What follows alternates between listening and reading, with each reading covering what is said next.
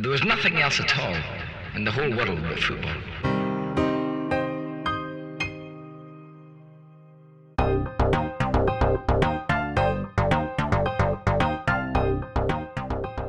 Hi everyone, Simon here from the FFF. Hope you're all well.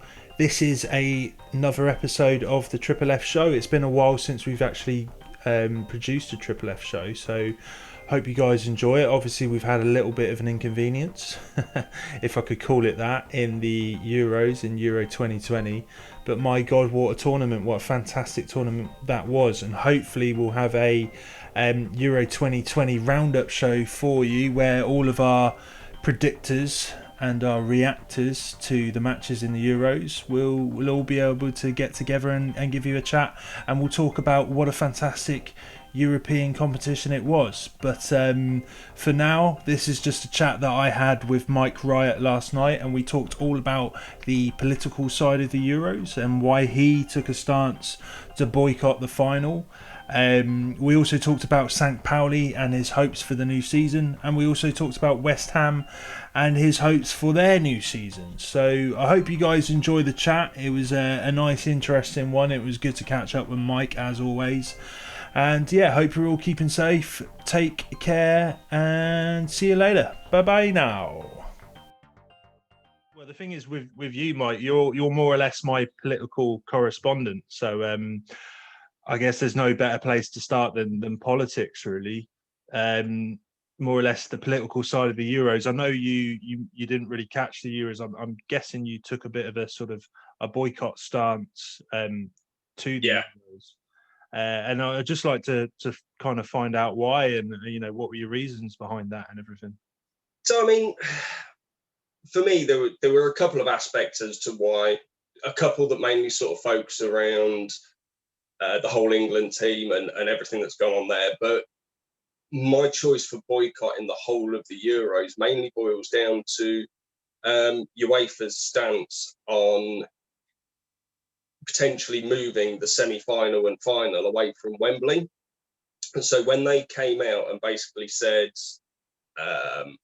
that unless England, it's not the whole UK, unless England actually relaxed their limits on the amount of people they would allow in a stadium, they would actually take away the semi-finals and finals away from Wembley.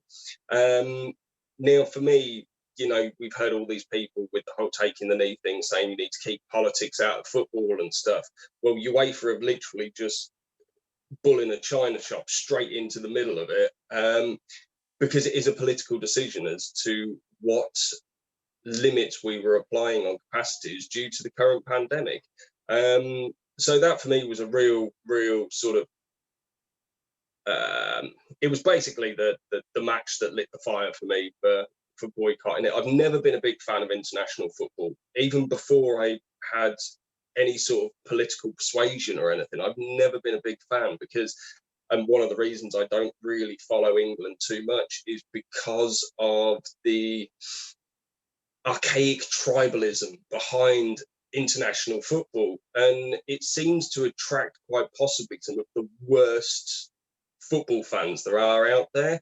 I mean, don't get me wrong, that it's tarring a large majority of people with the same brush from the small minority of these people. But yeah, I mean, when it comes down to actual watching England, the booing of players taking the knee, obviously that's something that's really poignant to me. The booing of the opposition's national anthems, I think is just disrespectful.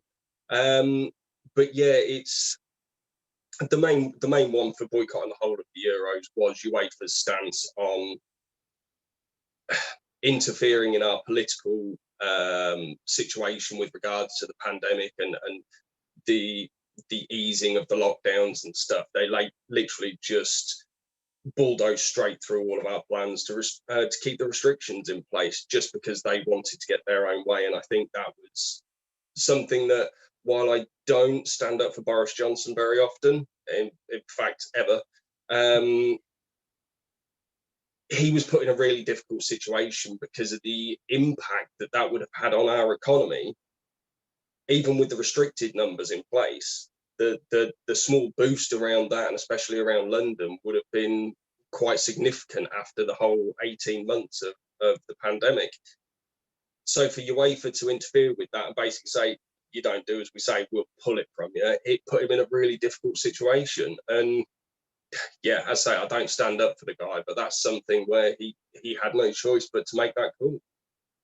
Yeah, I know it's a strange one, especially it kind of adds or rubs salt into the wounds when UEFA more or less allowed. I mean, it was under their watch. The incident with Hungary. I say the incident, the matches with Hungary when they were at the in Budapest, I believe the Ferenc Puskás Stadium was just absolutely ram-packed. It was at full capacity. There was no, like, if you would tell me otherwise that wasn't full capacity, you're a liar, because it was absolutely to the hilt of people in there. So, you know, if they're kind of making these policies and they're saying that England, you know, or Wembley should be a certain amount of capacity and it's going to be moved to another stadium because they're not following these regulations put in place, but then allowing another country to do it. And yeah, maybe their COVID cases are lower and everything, but my God, you know, we're in the middle of a pandemic. Just any country having a full capacity stadium, and this was in the group stages as well. This was at the start. I mean, maybe the numbers sort of dropped down as the competition went on, but to allow that more or less coming out at the back end of the lockdown is, you know, it's just terrible organization. Yeah, completely agree. I mean, the fact that they kept the same format with allowing people to travel between countries to attend the Euros and stuff like that, split across all the countries. I personally thought it was a great idea when they first mentioned it pre-pandemic, but now the situation we're in worldwide, it's just, I mean, it was bonkers to proceed with it in that same sort of format, but to start imposing their own rules and regulations with regards to capacities and stuff, and demanding these things happen, and pushing governments into situations where they have no choice but to follow that because of the financial situation that they all find themselves in. Absolutely disgusting. And that was the main reason for boycotting the whole tournament, for me, right the way through to the final. I know a lot of people have probably criticised me for missing potentially a once in a lifetime situation, but no, for me, my beliefs stand stronger than that one game. To be honest, you missed a lot of heartache because it was hard to take, my friend. Yeah, it was. I'm pretty sure you must have, you know, read about it and you know what happened during the final, but it was it was a hard one to watch. But I completely understand your stance, and it's something that, you know, you've got a lot of respect from me for doing, just because you know, it was a great competition, it was a great tournament, so it was you know, it was a shame you missed it. But I mean, if you're not really a fan of international football, and I can see, you know, your reasons for that as well, because, you know, what comes along with that, and you're exactly right with fans, and it was something that, you know, really put a bitter taste in my mouth, and just the whole booing of anthems, as you mentioned before, and also this continued response to people taking players taking the knee in support of BLM. It's sickening to see. It really is, and I'm really confused as to my thoughts on it, in terms of, like, is there anything that we can do to sort of rectify this? Is there anything we can do in society to mend these wounds? But in a way, I just think it's a case of UEFA, FIFA, all these big organizations in these footballing bodies, and then obviously that comes in hand with society as well. So you look at governments, them just this lack of taking authority and the inability to sanction anything has just opened the Pandora's box. And now we're seeing incident after incident after incident. Is because of that. It's because of that apathy. It's because of that unwillingness to do anything. Has allowed this, I think you coined it before, this sort of uprising of the right. And it's it's hard to take, man. It really is. And when you've got politicians at the top, you know, your Boris Johnsons and your Priti Patels and stuff like that, who have openly come out and said that they're not going to condemn people for booing and taking the knee because of the whole gesture politics. And then by the same stance, when England actually are relatively successful, they're photographed wearing England shirts and stuff. I mean, you can't condemn gesture politics around racism and things like that. And you know, regardless of whether it's about racism, sexism, any form of discrimination, you cannot condemn players taking that stance, that unified stance, and then go and make your own gesture politics. And I don't know if you've actually, well, I'm sure you have, because it's been all over the place. Tyrone Mings, what he's actually come out and said is, I was literally like, the guy's taking the words out of my mouth. Absolutely fantastic, and so much respect for him. I don't know how much you know about Tyrone Mings anyway, but as a person, he is an absolute legend. He's done and continues to do a lot of work with homeless. He was actually homeless himself at aged 8. So he's been there, he's done the hard graft, and now I don't know if he got any minutes on the pitch for England, but fair play to him for still making a Euro squad and stuff. And he now has come out and basically lambasted the government. Gary Neville, you know, hats off to him. I don't like the bloke and necessarily agree with his footballing opinion, but to come out and say what he has said, when these players who are so influential are having to condemn the government, I take my hats off to them, you know, and to each and every one of the England players as well, to continue this unified stance in the face of the idiots who are in the stands booing their own players before every game, and continuing to make such a success and get all the way to the final through all this adversity. Man, so much respect for them. But with regards to the whole clamping down and stuff, the large organizations within football need to do something. The large social media organizations, they need to do something. You know, so much more needs to be done. The only thing I think we can really do within society is to continue to condemn these people. You know, the biggest one for me, I think, is, you know, when we are back in the stadiums at full capacity, if the players to continue to take the knee, and I really hope they do, I really, really hope that when people start booing, it gets drowned out by the majority of the fans with clapping, cheering, whatever. Just basically show that it's not all about that small minority of people. You know, silence them in any way possible. I think that is possibly the most powerful thing we can do as a society, and especially within football stadiums. We need to unite with the players and show that it's not just them, it's the majority of us. It's only a minority who are doing this.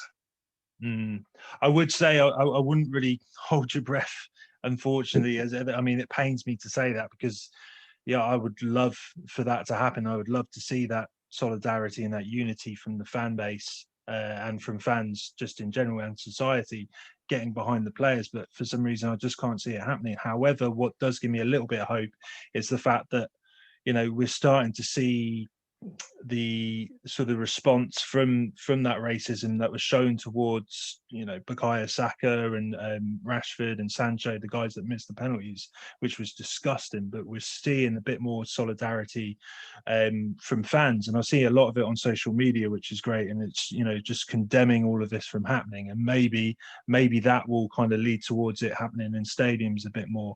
And you know, is one thing that was good about that as well is, you know, had it maybe been in the past, or had it been during a more of a difficult time, you know, that sort of heartache of getting so close to lifting the trophy and then just losing it so in such a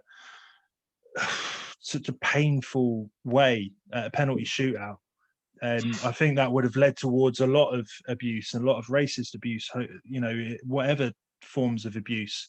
And I'm just glad that, it didn't lead to that. I'm glad that, that obviously you're always going to get your small minorities, you're always going to get your pockets of idiots. But from the whole, and from what I've seen on social media, it's been pretty supportive, and it's been really good.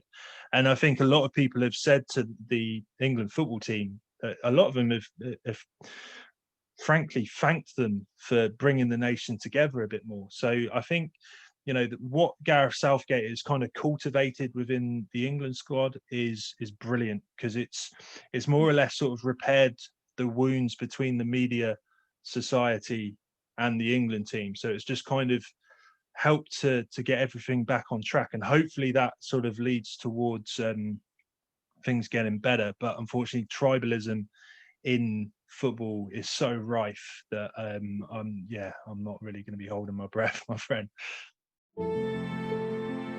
Like finding out as much as you can about clubs you've heard of and those you haven't? Then come check out The Magic Of, where we delve as deep as possible into the rich history of weird and wacky clubs all over the world. I think the problem is the same people who will boo the taking of the knee will also be, I will put it politely, I think, some more intimidating sort of people, which would probably prevent the people who don't necessarily agree trying to use their voice in support. And I think that's part of an issue.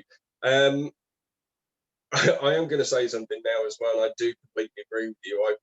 I do want to say congratulations to Gareth Southgate, because I believe he's done more as an England manager, not just on a footballing perspective, but also on within society. I think as a genuine human being as well. I think he is such the perfect person to be leading the England team. He's not one to stay silent. He's quite happy to speak out, and not necessarily in a brash manner as well. He's very diplomatic, and I think I couldn't imagine a more perfect person to, especially during this current time, to be leading the England team. And just while I'm touching on Gareth Southgate as well, I think, I didn't watch any of the football, but I did read the match reviews and stuff like that. Partially for conversation, really, more than anything. But, when you look at the fact that he was constantly changing the lineup to adapt with whichever team we were facing, hats off to him. He's done something which I don't think any other England manager has ever done, and that is not just stick to the big names. He didn't play Jadon Sancho every game, which really surprised me, but probably pleased you, because obviously he was playing Sacco. And I'll harp your mind back to our conversation with the whole England squads. Now, I put Sacco more as a left back to play on that attacking mind. Do you know what? He's been absolutely phenomenal, and I feel really, really sorry for the guy that he was obviously the one that missed such a decisive penalty, when he's had such a fantastic tournament at 19 years old. And for you as Arsenal fans, you've got to look at that and realise what a gem you have in the lad. And I just genuinely hope that so many people do. From what I've seen on the social media platforms, there has been a hell of a lot of support for him. And if he doesn't get knocked by this situation, and I really, really hope he doesn't, I think you guys have got one hell of a player there as well.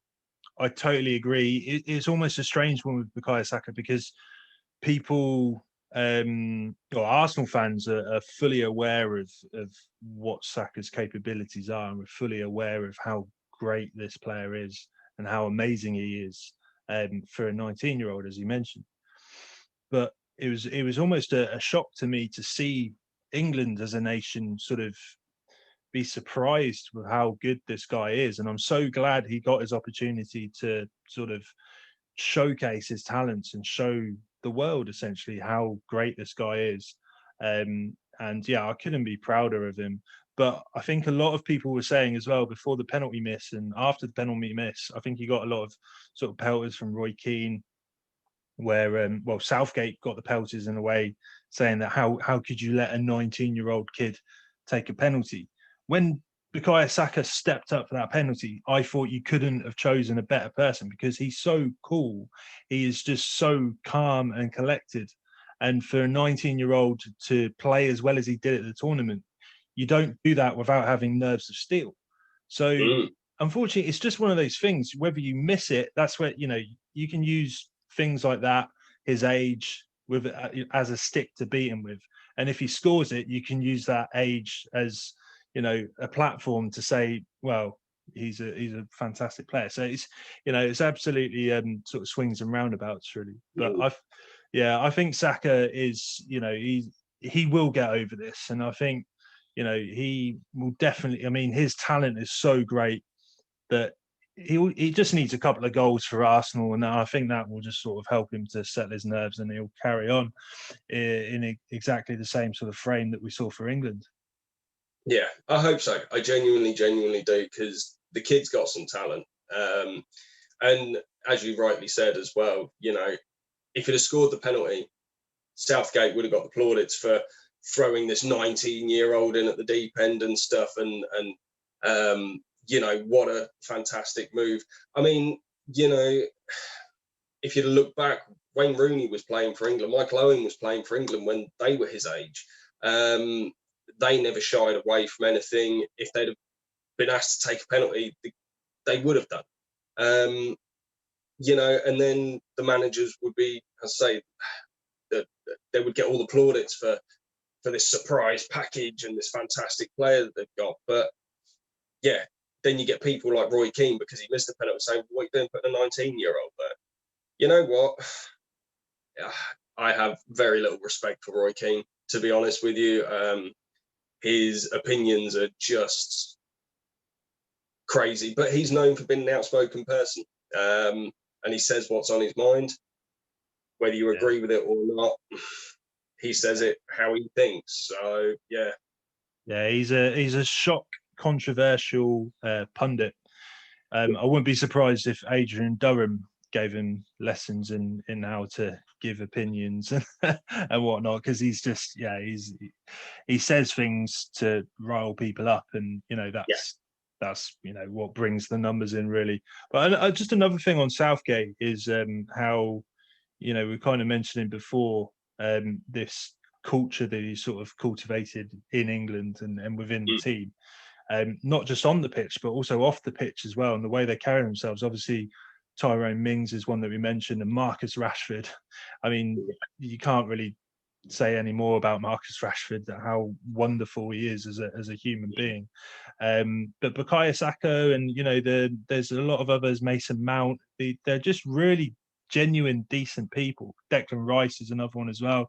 Just these great people that the list can go on. Calvin Phillips is another one. Just these fantastic guys that are just decent, normal guys, and they'll also do the right thing. And I think Gareth Southgate is a massive component to just kind of encouraging them to do the right thing and to be active and be proactive and be great and just be themselves on social media. And I think Gareth Southgate deserves a lot of plaudits for that.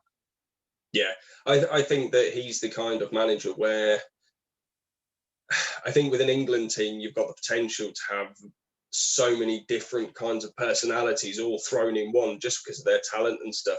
He genuinely seems to unite the group. And I would like to say that from what, as you say, the players that you've listed and stuff, they all seem like genuinely nice, down-to-earth people.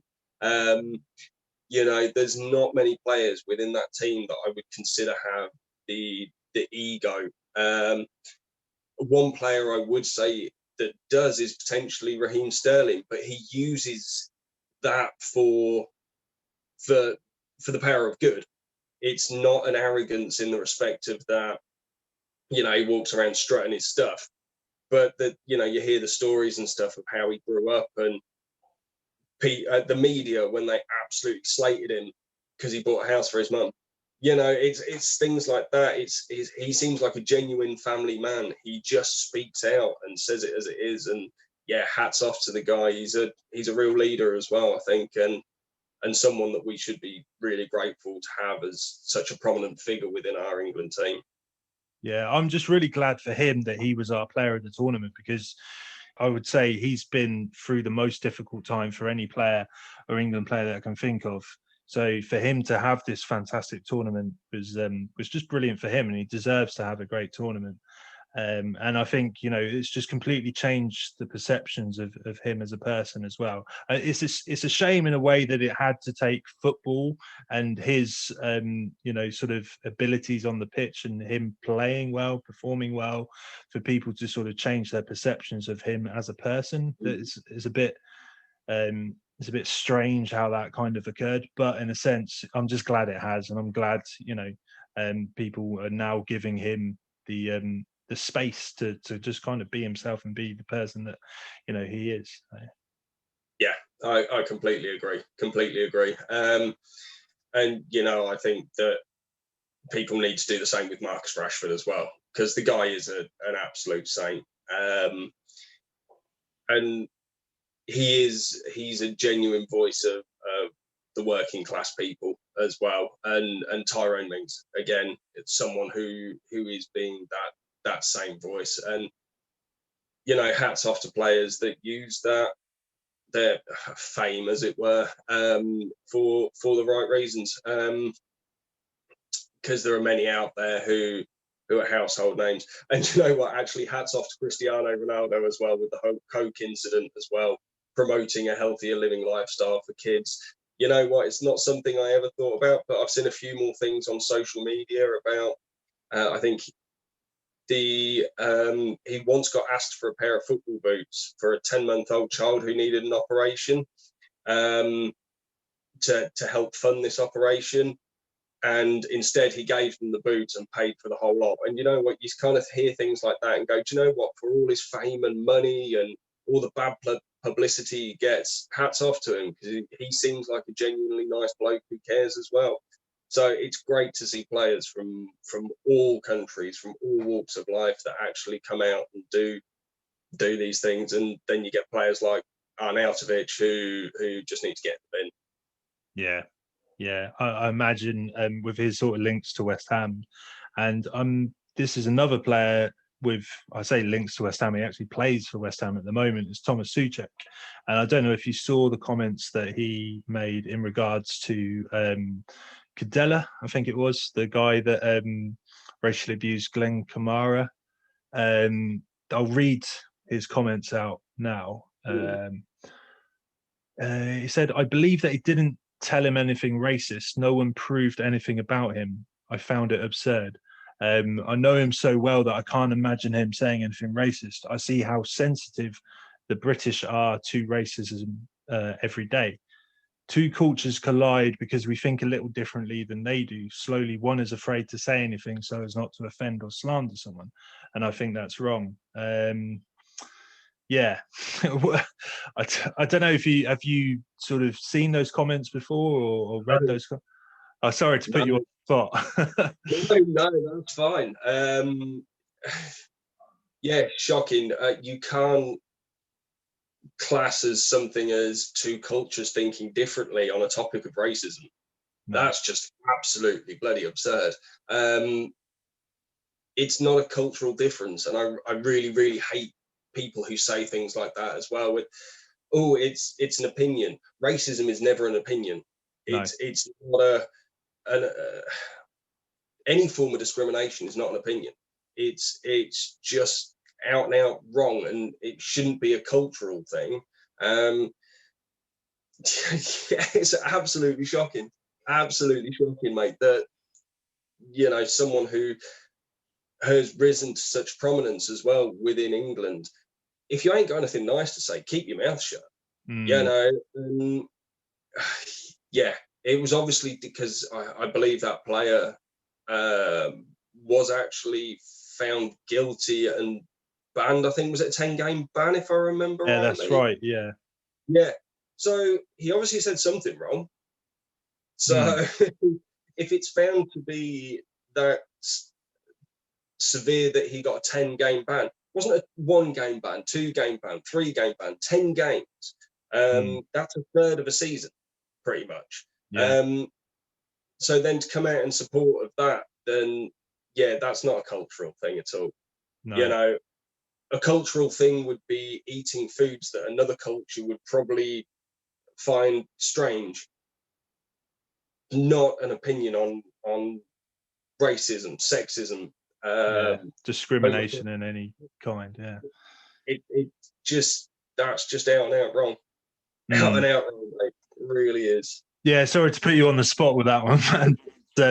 It was when I read it, because I think I only just read it today, but I was shocked when I found that out. Maybe, I know I'm not defending Souček at all in this, but maybe it's because they're teammates, and I think they're former teammates, because Souček is from Sparta Prague.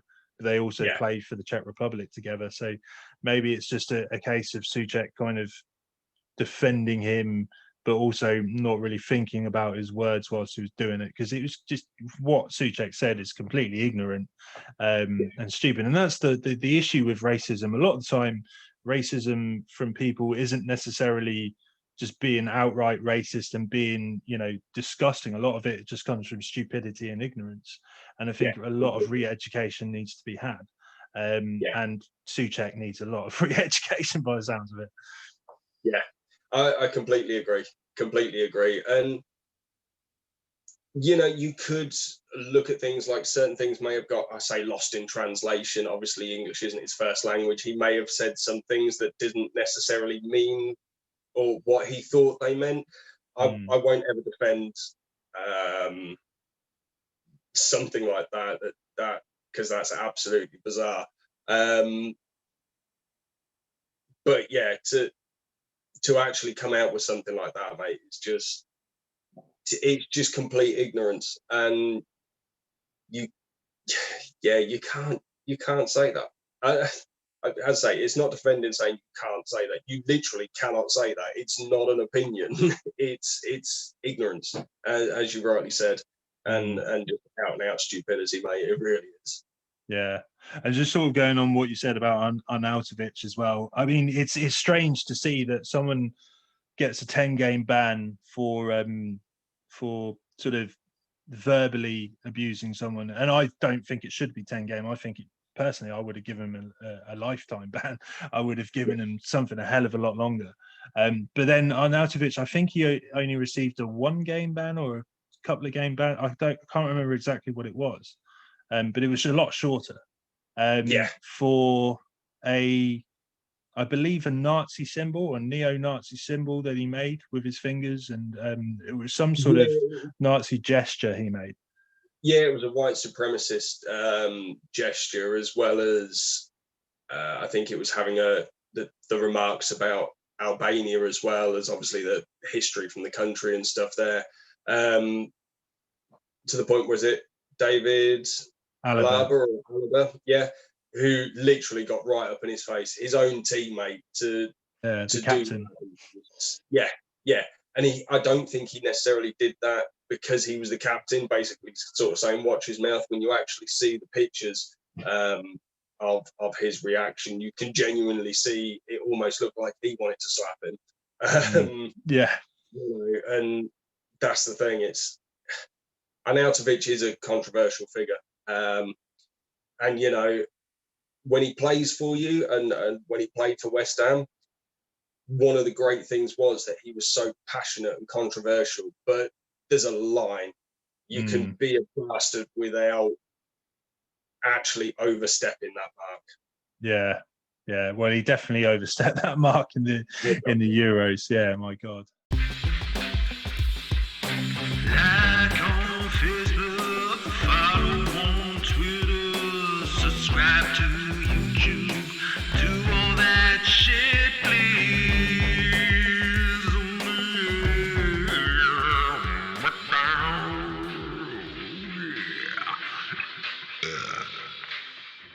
On to St. Pauli, my friend. Let's cheer me up, mate. Cheer me up. Yeah, exactly. Yeah, sorry. That's good to talk about St. Pauli and the positivity that the next season is hopefully going to bring you. I'm imagining there's a lot of hope that you've got as a St. Pauli fan. Hope, yes. Being a realist, probably not. I think we're going to have a relative, I don't want to say mediocre and make it sound quite dismissive, because that's not how I mean it. I think we're going to have quite or average. I don't think there's a good word to use for having just a normal, decent, mid-table sort of thing. But I think for a club of St. Pauli's size, without the spending capacities of some of the larger clubs that have obviously found themselves in Zwei Bundesliga, I think sitting mid-table this season, I think would be a good success. Let's just get rid of relegation. Let's not, go down that route again. Let's consolidate for another season and just keep on as we are. I would love to see us more up the top end of the table.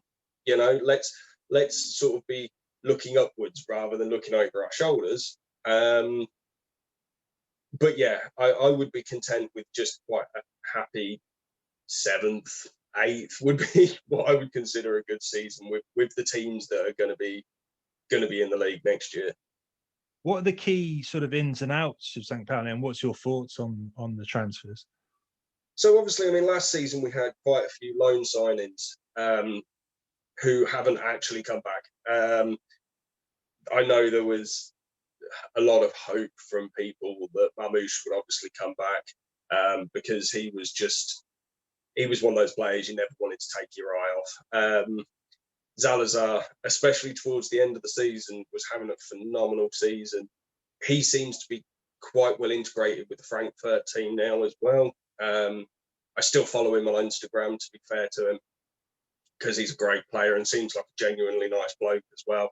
So I still follow him on Instagram, and seeing him in pre-season training with the rest of the squad and stuff. So, fair play to him. He's there or thereabouts. I can't take that away from him to drop down a league to when he's on the fringes of a good Frankfurt team at the moment. There was obviously Stojanovic, the goalkeeper, and Eric Smith was another big loan signing. Now, Eric Smith has been made permanent. He will be with us next year. But yeah, I mean, they're the sort of key outs for us. We obviously, unfortunately, Miyachi's contracts that ran out, and we didn't look to renew that. And there's been a couple of other players, Magnusian, who only joined us in January. He's retired now. So there's a couple of players whose contracts ended and hadn't been renewed. And there's a couple of other smaller transfers to other teams and stuff. The big signings, I suppose, for us is we brought in a new goalkeeper. I've got his name up here because I'm crap with pronunciations, but Nikola Vasilj, I think his name is. He's actually a player who comes with, I can't remember if it's Champions League or at very least Europa League experience. He's still quite young. And I'm really hoping that will translate into his performances, because I think even with Stojanovic was prone to a few errors, and there was some games where we conceded a couple of goals that I think most goalkeepers should have actually done better with. So I'm really quite positive about that one. Brought in a couple of defenders as well, and we brought in another lad to solid up the midfield, a guy called Jackson Irvine. Mm-hmm. Some people probably watching this may know him. He was at Burton Albion at one point. He then was at Hull, and then went on to Hibernian as well. So he's played in the Scottish Premier League. He comes with quite a bit of experience. And we've actually brought in another new lad, again, named Etienne Aminyido, I think his name is. A forward to, he's been brought in on a permanent to replace Mamouche, to kind of fill that gap that he's left. So yeah, they're the sort of big ins and outs of St. Pauli so far. We got our business done quite early.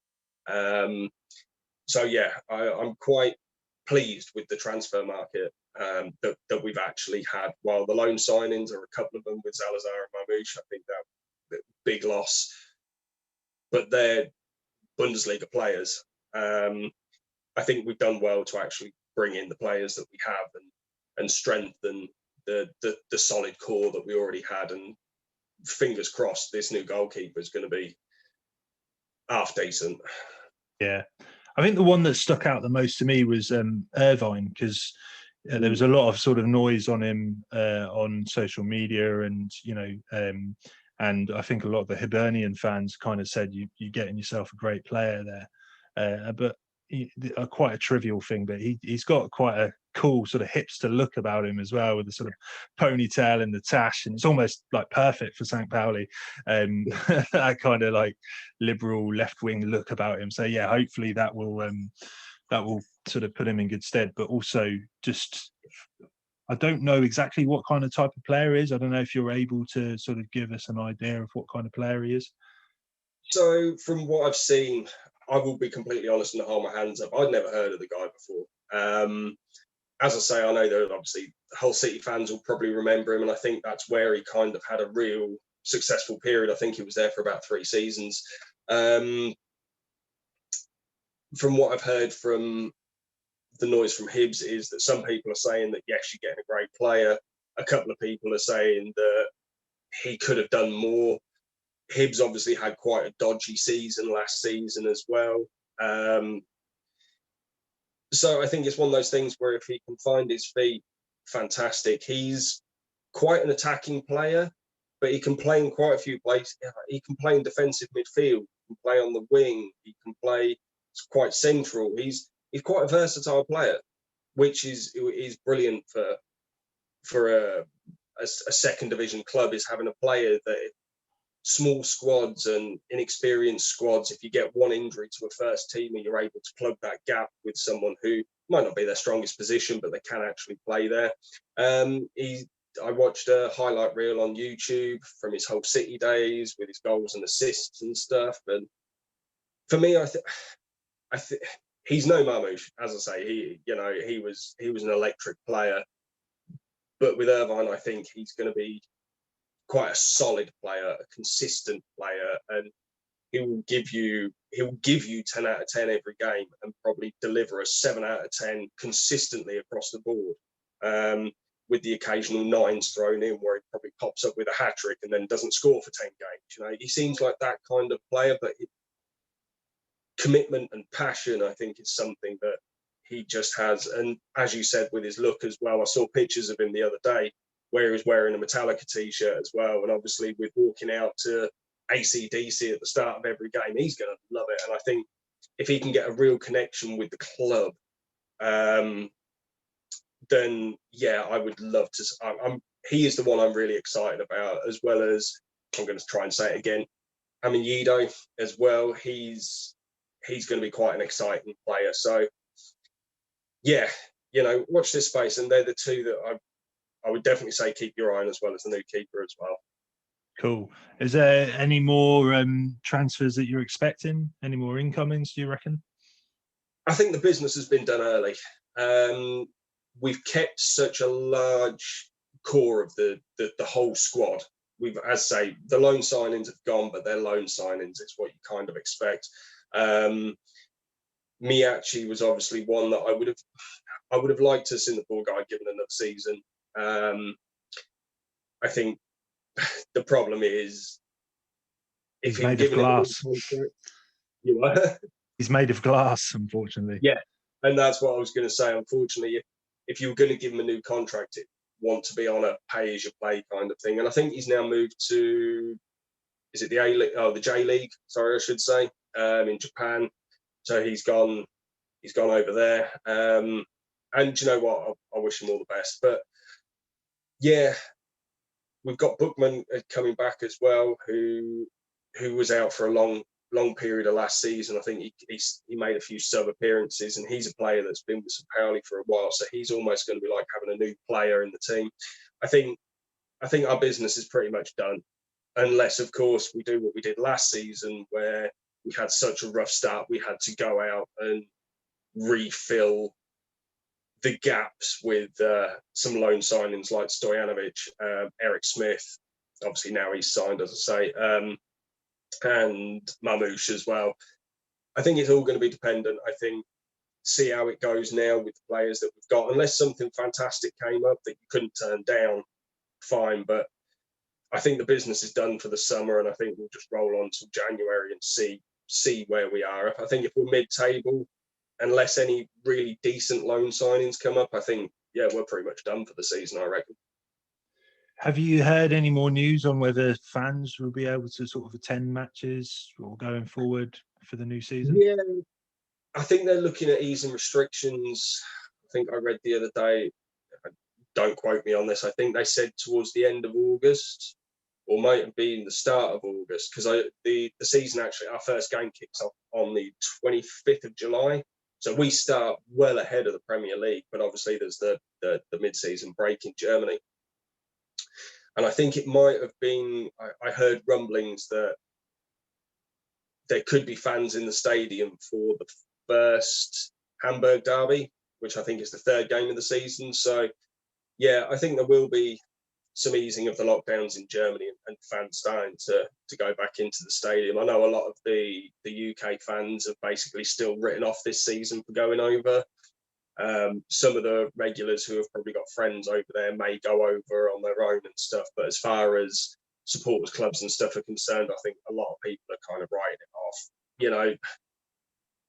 And I don't blame them, to be honest with you. You know, St. Pauli is for the fans. Why deny the people who live locally and within Germany those tickets?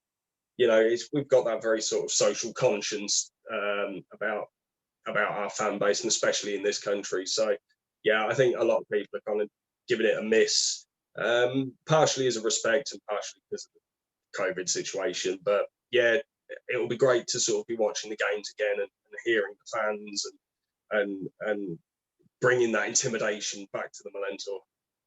Yeah, I mean, the reason why I ask is because I'm so close to the Millentor. I just want to try and get to a game as soon as possible. But yeah, it's it looks like one that I'm probably going to have to use a bit of common sense and just let it wait, at least get to sort of halfway through the season and just see then if it's going to be fully safe to go back. And I wouldn't be surprised, like you say, if it's going to be mostly sort of season ticket holders and stuff that go in there from the beginning. But I think that's the thing. I think if we watch this space, and you never know, at some point we might end up doing a poddy from outside of the Millentor together. That'd be pretty special. But we will we'll wait and see, mate. But it's definitely on the cards for the future. I'm not sure about this season, but if not, I'm really going to try and push for the season after, mate. We'll see if we can get over, and if we can both make a game together, mate, that'd be absolutely astronomical. Yeah, absolutely, mate. And I'll be keeping an eye on things, and hopefully we'll be able to make it happen. But yeah, I think if I want to go to a St. Pauli game with anyone first, it will definitely be you. So, because I know it'll be your first time as well. So we can be. This is going to sound really wrong. We can be St. Pauli virgins together. But yeah, and I think that's the thing as well. It'd be great to experience it with oh God, this sounds worse, another first timer. But yeah, I genuinely believe that. I think it'd be great just to soak in the atmosphere. I think it's just going to be something that we would both be so in awe of as such passionate football fans, to actually be there and stuff. And yeah, I don't know if you've actually seen on social media the new artwork and stuff that has actually been done around the ground and stuff as well, just to witness that kind of thing and be surrounded by football fans who share the same values and passions and beliefs as you do, mate. That's going to be fantastic. Yeah, I think what makes it even that little bit sweeter as well, or a lot more sweeter, is the fact that we haven't been able to go to games for the last couple of years. So it's just, and everybody hasn't been able to. So it's just that sort of triumphant celebration of football and being together and sort of going back to doing a normal thing and enjoying the things that we love. And I think the fact that we've all been locked inside for such a long period of time, and then we can go out and attend football games, I think that's gonna just make things that little bit more sweeter. Yeah, I agree. And who's your local club over there? Groningen. Yeah. What's the situation with their tickets and stuff? I haven't looked too much, but I think most of it is just season ticket holders at the moment, and I think it's a sort of minimal amount of capacity. But the season hasn't kicked off yet anyway, so I think it's mostly just sort of friendlies and whatnot. And I think a lot of that is just very low capacity. Yeah, that's fine. I was going to say it's something I think we should look at as well. I'd definitely love to get to a game. I'll get some flights and a hotel over there, mate, and see if we can actually hit up a game there as well. Yeah, definitely, man. When things get back to normal, one thing I want to do is go out and go attend matches as much as I possibly can. And yeah, I'd love you to join me, mate. Yeah, definitely. It's a date, mate. Cool. If you're interested in coming on the show for an Under the Floodlights special to talk about your favourite player or manager, please email the FFF2021@gmail.com or DM the FFF84 on Twitter. All contact details will be in the episode description. Hope you're all keeping safe, and thanks again for listening to the FFF. West Ham, I just want to know what your sort of hopes are for their new season coming up. To be honest with you, I'll sound like a broken record. Probably mid-table, mate. And the reason I say this is there's a couple of factors.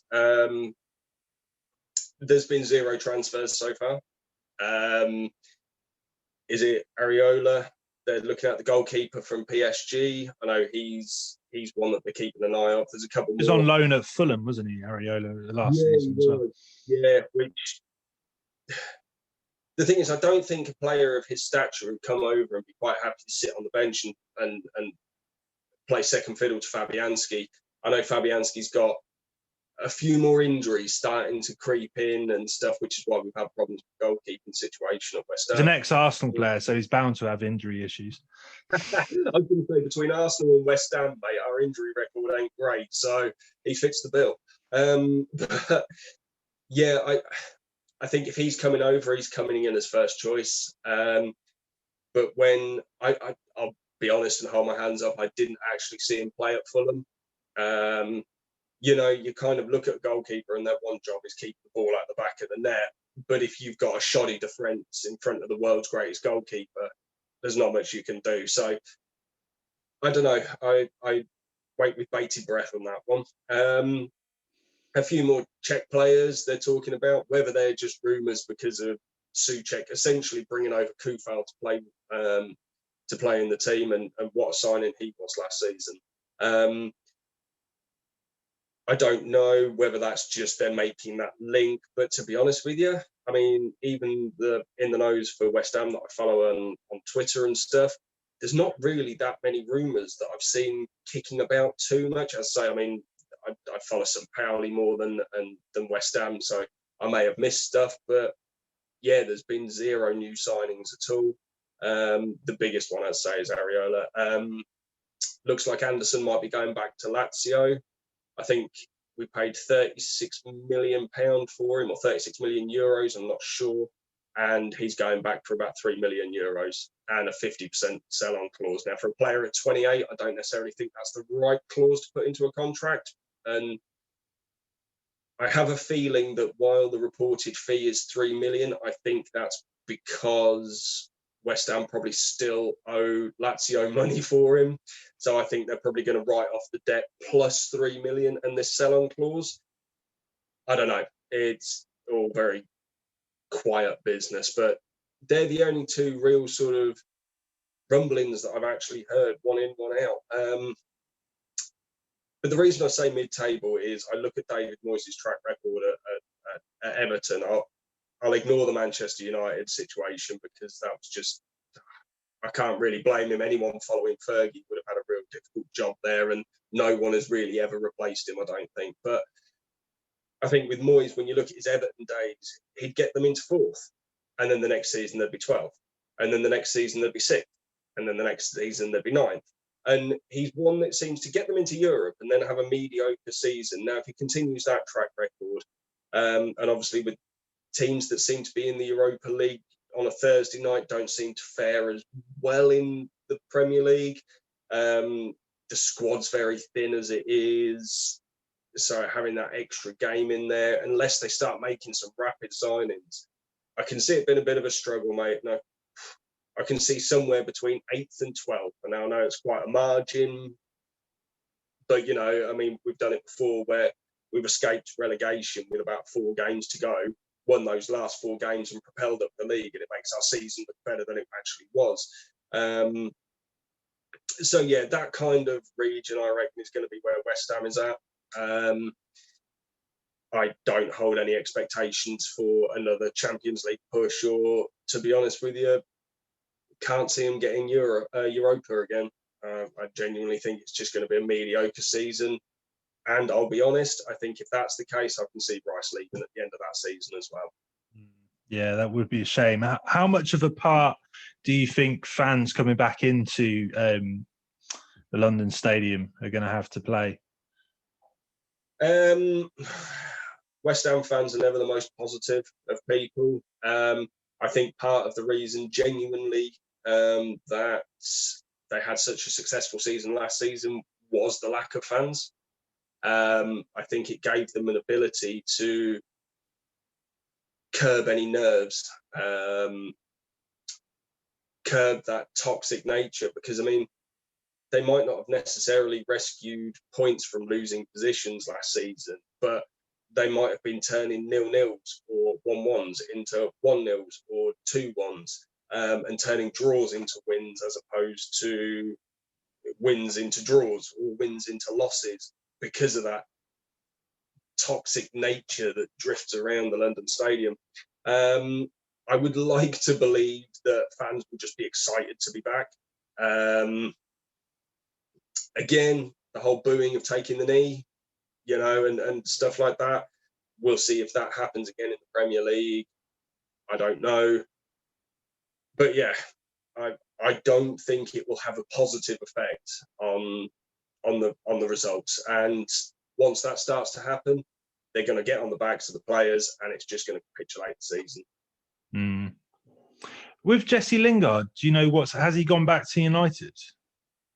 So his contract ended at the end of June, I believe it was. I think it was like the 30th, 31st of June. I don't know how many months are in that.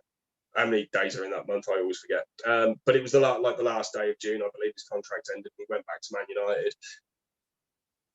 At the end of the season, there was quite a few rumblings about, is he going to sign? Isn't he going to sign? Because it was like, you know, sending out messages like, see you in Europe next season and all this sort of stuff. So I think there was quite a lot of hype, and a lot of people were like, he wants to come back to West Ham.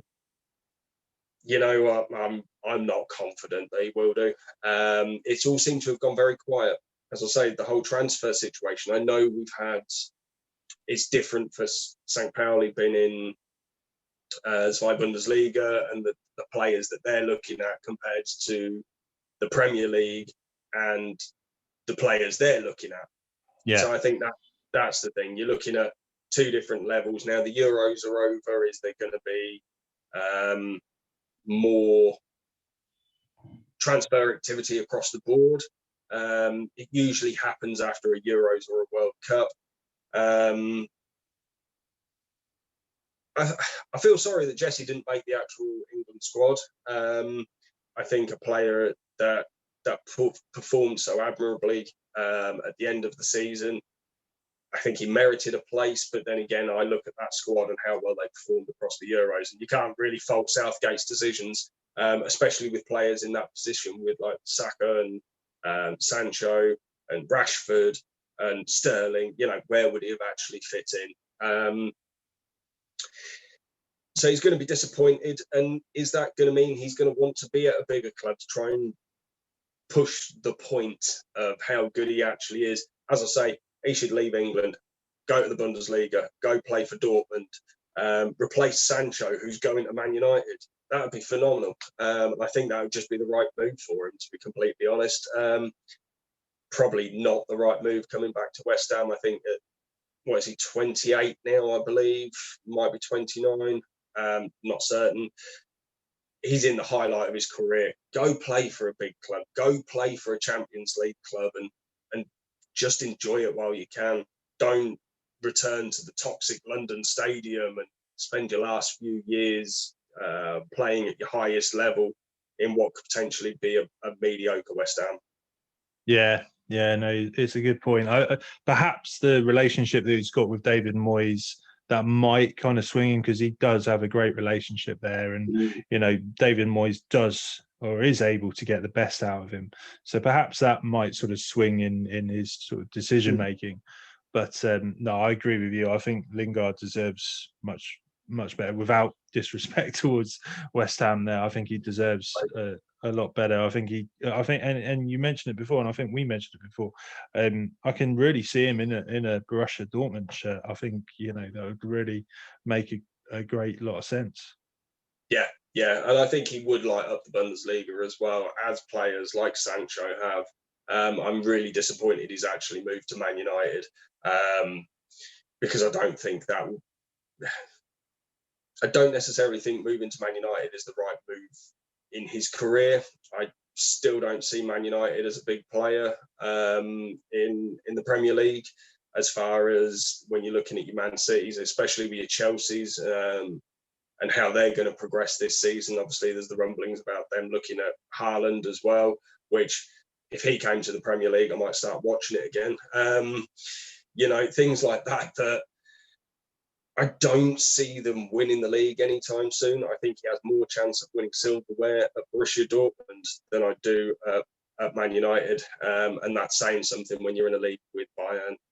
So, yeah, I could see him taking Sancho's place, mate. They could pay Man United 20 million quid, 30 million quid, and still hold 40 odd million quid from the sale of Sancho as well to strengthen the rest of the team. And he's not a prospect, he's a ready-made player as well that fits straight in, and playing with Haaland, if he stays, fantastic. Yeah, what a prospect that is. Right, my friend, I'm going to have to wrap things up there, I'm afraid, but it's been great chatting with you as always, and I will definitely keep an eye on us being able to attend football games, and hopefully fans will be able to get into stadiums, and I'll definitely keep an eye on that.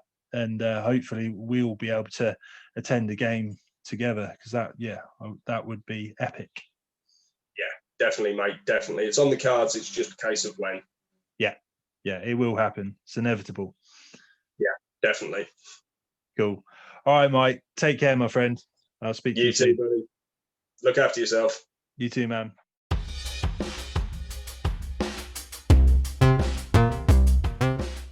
Thank you so much for listening to the Triple F. If you could please drop a like on our Facebook page, subscribe to the YouTube channel, and follow us on Twitter, that would be massively appreciated.